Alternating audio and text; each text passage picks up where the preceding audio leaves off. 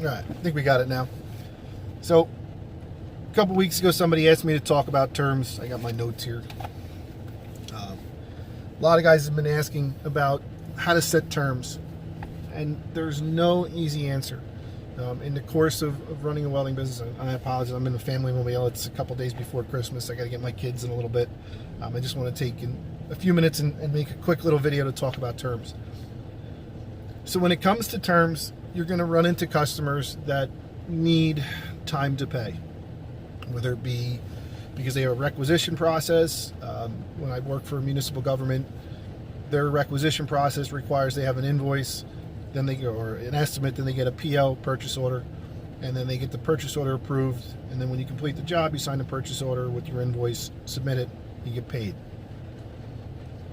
Municipal government, you're looking somewhere from 30 to 120 days to get paid. And that's something you have to factor in when you're taking on the job. For all intents and purposes, when you're extending terms to a customer, you are extending them credit.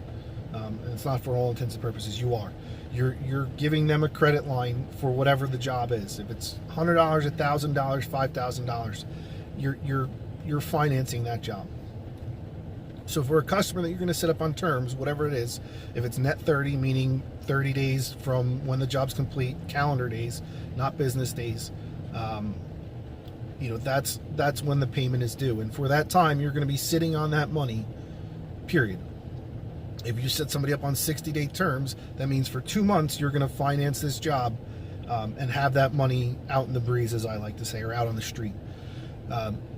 So that's time that you're not going to recoup the money that you've laid out for a job.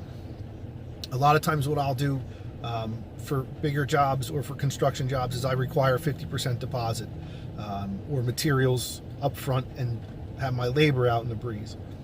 That's great until you have to pay somebody, and that means for 60 days, your employees or whoever's working for you, you're covering the cost of them being out there. So when I look at the money, I say to myself, if I'm doing this job on 60-day terms, let's say the cell company I work for is 60-day terms. Realistically, that's more like 90 because I have to lay out the materials up front, and then I'm waiting 60 days from completion to get paid. With the cell companies, you're typically going to sign on for what they call a master service agreement. And in that agreement, it's going to lay out the terms very clearly.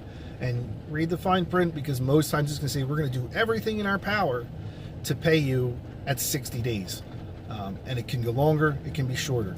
Some companies will pay you in 45, some companies will pay you in 67, 80, some companies will wait 120. And you're sitting on that. So you have to have terms to cover your rear end. Whether that be an interest rate, in New Jersey, you can't charge more than 16% per year for interest, which works out to be about a 1.25% per month, or 1.5% per month. I knock mine down to 1.25 so that I don't get into trouble and push that envelope. Just something to consider. What I do is I will bill interest back to the original invoice date, and I put that right in my estimate.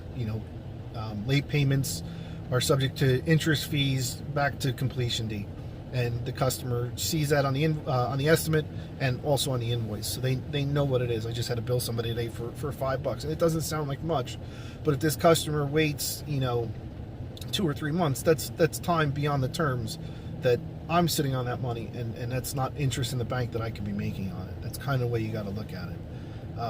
There's lots of terms out there, and you have to figure out what you're going to extend. For a $100 job, $200 job, is it worth it to go and do a credit check on a customer? No. You got to know your customers. You got to know who you're extending terms to. If it's somebody you do work with all the time, and they're good about paying, and they're good customers, and you don't think they're going to go belly up on you, absolutely extend them the terms. Give them the time to pay, because let's face it, we're in business. We're small companies. You have to work with your customers. That's the overall goal. You want them to continue to use you, and sometimes you got to scratch their back a little bit to make it work. And with a local guy, you can be like, hey, it's been 30 days, am I going to see a check? That's not, you can't be shy about that. You got to be, hey, what's going on? Because everybody has lives, and in small companies, you're running your own business, you're going to see, you forget stuff. I forget to pay bills all the time. Does that make me a bad person? No, I just forget. And when somebody calls me and says, hey, we have this outstanding balance, I do everything I can to make sure that it's corrected right then and there. if not, whatever I can do that particular day, and then make sure I follow up with the full payment. The credit checks, doing a credit check costs about $100. There's a company, Dun & Bradstreet, that's out of here in New Jersey. They might have other locations elsewhere in the nation. But you can look up any business and see what their credit rating is. They have information on how often they pay, how well they pay, how many times they've defaulted, how many times they haven't paid their vendors, and that's really helpful. I looked up another cell company, and while normal terms is 60 days, they had 5 incidences in the last 3 years of not paying a vendor, and their average pay time was 121 days. I'm not gonna take on that customer without either A, bumping up my price to include for the chance that they're not going to pay me on a potential job, so that in the first job I'm kind of covered for any future jobs. And that's not safe either, because they beat you on one really big job and you get a small job, you can be in trouble real quick. So extending terms kind of changes what you're going to extend to them as far as a rate goes. If you're normally going to charge, I say 125 is the average around here for what a welder's getting. Maybe for somebody who doesn't have a history of paying and I'm taking a lot of risk, I might bump that up to 145 or 165 an hour, which sounds like a lot, but if I'm going to be waiting 4 months to get paid on a job that I've laid out significant money on, that's interest that I'm not getting in the bank. That's other jobs I can't do. So there's got to be, you got to kind of hedge your bets and assess your risk. Or just not take the customer on. In this case, it was somebody that worked with me in another company, went to a new company, and I said, I need assurances that I'm going to get paid. And he said, look, I already told the owner I have to pay my vendors in 45 days or it's not going to happen, or I'm not going to work here. So, that's a personal assurance from somebody that I work with elsewhere. Does that mean I'm going to get paid? No, but sometimes you got to take the risk to get the reward. And it's about getting your name out there. Get something signed. I can't state this enough. With the cell companies, there's a master service agreement. With this new company, there was no master service agreement. So whatever I got was on me. There's DocuSign and a bunch of online websites where you can set up a release form that lays out your terms, and you got to get somebody from the company in power to acknowledge and sign that and keep that for your records. Because that's going to be, if you have to go to court to get paid for a job or get a judgment against somebody, that's going to be really, really important. You can go as simple as having it on the bottom of your estimate and having the person sign the estimate and send back, just disclosing your interest terms, but it's got to be disclosed beforehand. You can't say, oh, you haven't paid me, here's my interest charge. You have to disclose that up front. That is so, so important, because you're not allowed to just willy-nilly decide that this is the rate. And check your local laws. Wherever you are, it is so important that you check your local laws and make sure you're in compliance, because if you decide that you're going to charge 10% and it goes to court, the judge is going to throw it out. Small claims court, wherever you end up going, it's going to throw it out, and you're going to be beat for it because it's an exorbitant number. So it's not a get-rich scheme. It's really just something to kind of cover your bases and make sure that if you're sitting on a job, you're getting compensated for that, at least what you would be getting in a bank. And in New Jersey, at least 1.25. That's a little bit more than what you would be getting in a bank for that amount of money. Like I said, for $400 jobs, it's like $5, $4.69 for a $400 job is what it was for 1 month. Having terms. One of the biggest problems is when you don't get paid, when somebody comes outside of that window. Now you've waited 30 days to find out you're not getting paid. And that's where I adopted my 50% deposit rule. I won't, unless they're a regular customer and they're in my inner circle of customers that I really do work for on a regular basis, or unless it's a big company where I know there's recourse to get my money back, I will not start a job without a 50% deposit. Emergency service, jobs that are COD that are going to be due on completion is a different story, because they're going to pay me at the end, or if they're paying me to get their equipment back, then I typically waive that fee. But if I'm going to a job site and I'm bringing materials in, I absolutely have to get that 50% deposit, and that is so important. If you're doing mobile service, it's probably not a bad idea to get a credit card up front and say there is a minimum charge for me to come out on the mobile end of things, because if you're doing an emergency mobile service, there's no guarantee that you're going to get paid at the end of the job. And it sucks to have to be that jaded, but it's just a reality. People don't have money, so you have to cover your behind.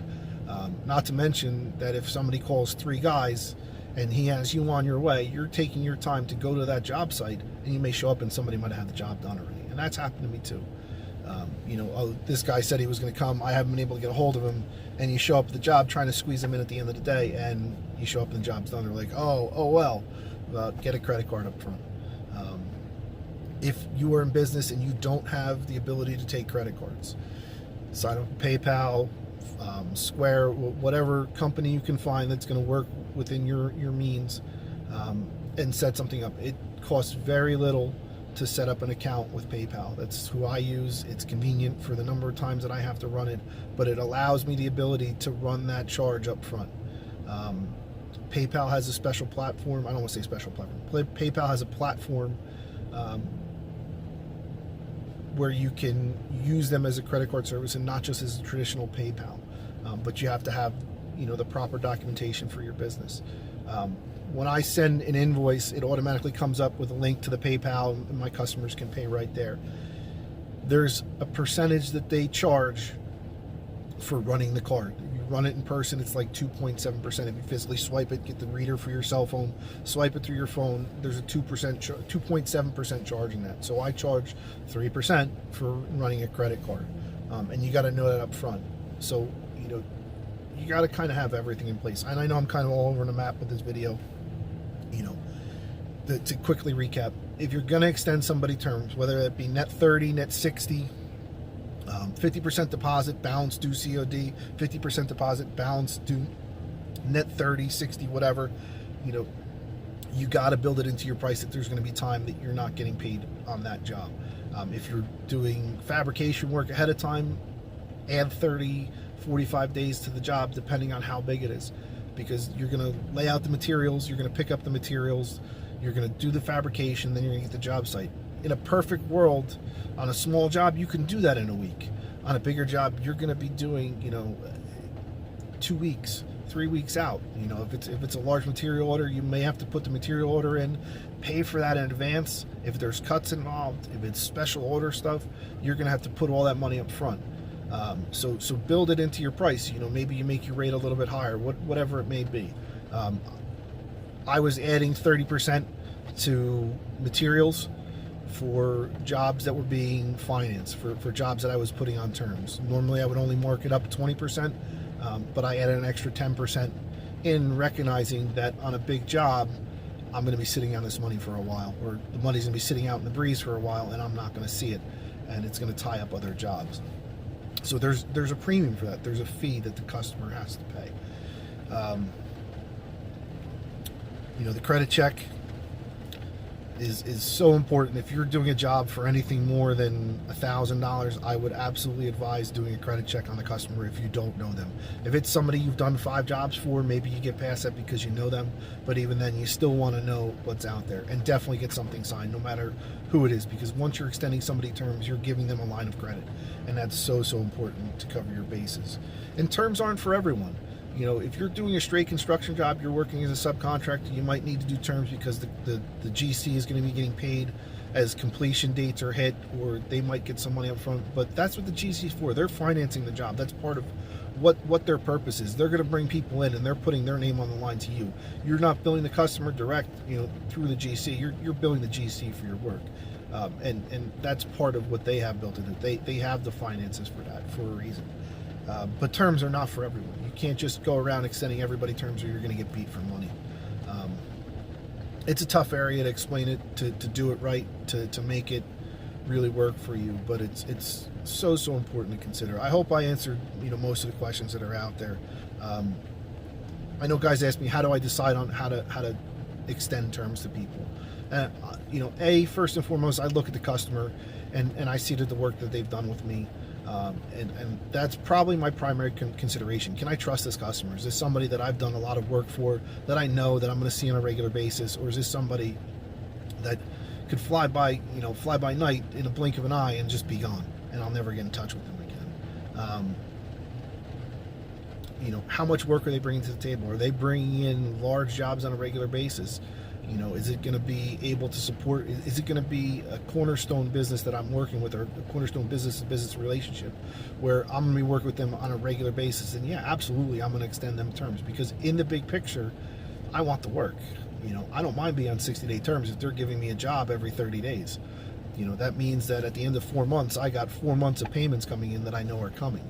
And I know that I kind of have them in a place where they need me, because they're not just going to bid me out for a job, or be in the middle of a job and be like, oh, we're not paying you for that job 2 months ago, because they're going to need me on the future job. And that's part of the relationship, part of the consideration that goes into it. And then sometimes you can't help it. Municipal government, there's no way around it. There is no way around having to have terms if you're going to do work for any type of government organization, because it just takes them time to pay due to the checks and balances, the way their finance department works. It just takes time. So there's no getting around that. But the good thing about governments is they're not going anywhere. There's other caveats to working for governments. There's a certain number. In New Jersey, if I hit $6,000 or $7,000 with the municipality in a year, they have to bid that work now. So there's a threshold that I can work for them up until. And as long as I stay below that threshold, it doesn't have to be bid. If I go over that threshold, then they have to bid that work specifically. And that's an aggregate. That could be if I do 10 jobs for them or I do 1 job for them. As soon as I go over that number, now they have to bid that service. And that's, it's a little bit difficult to explain, but that's kind of the Cliff Notes version of how that works. But it's guaranteed money. I know that, in 2 months, that check's coming in, hands down. As long as I did my paperwork and documentation right, I am getting paid. Just be careful. Be wary, understand what you're doing when you're giving somebody terms, and understand what those terms mean. You give somebody 30 days and you're getting material on a fabrication job, you're getting materials up front. Know that 30 days is really like 60. If you're giving somebody 60 days, it's really like 90 from a materials and fabrication standpoint. If you can get that 50% deposit up front at first, or if you can't, if you can just get materials and build that in. Or what I've done sometimes in municipal government is I'll do a bill straight for the materials, so that when the materials are delivered, that money's already being processed. So I'm going to get that money back, and that cuts the time down. That's another way to approach it, is that the invoice is due as soon as materials show up, and you can deliver it to them, or have it on site and have proof that it's done, and then bill for it, because it is where it is. Some jobs it doesn't work for. Usually towns, they have to physically see the materials, but for a GC or anybody else, you can bill out as soon as you have it, in most cases. And you have to discuss that with your customer, whoever it may be. I think that's about it. Any questions, shoot them down in the comments. Looking over my notes, I think I did everything. But yeah, to recap real quick, those are the things I look for. I look at the customer, I look at the work that they're bringing to the table, and I look at, I trust my gut. If I don't trust the guy, if I think that they're kind of a swindler, or they're trying to work me over on a price, I might not extend them terms. I might just bid it high and say, look, you want 60 terms, 60-day terms. This is what the price is.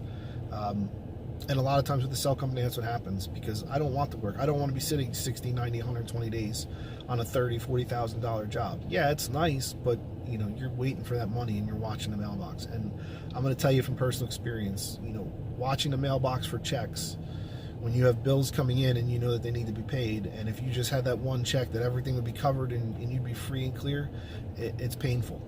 And I probably have a more colorful way of saying that, but yeah, it's painful. So with that being said, Merry Christmas, Happy Holidays, be safe, stay alert, stay alive. Cheers.